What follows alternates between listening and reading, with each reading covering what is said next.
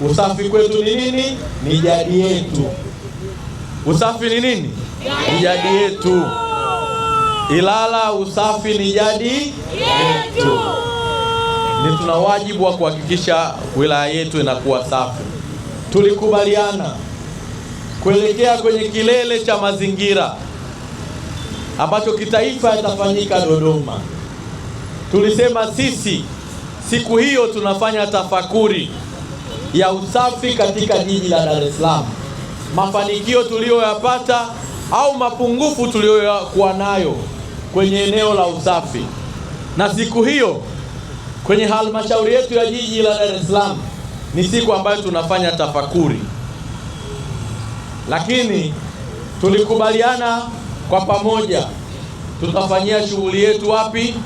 Ufukweni, bichi, ambapo kutakuwa kuna michezo, kuna usafi na vile ambavyo ni moja mbili zitakuwepo. Sasa Dasi amesema atakuwa na listi wale waliokuwepo kwenye hizi wiki, atawaruhusu wale ambao hawapo wasiitumie hiyo fursa. Ila tarehe 2 tukutane wote wapi? Bichi.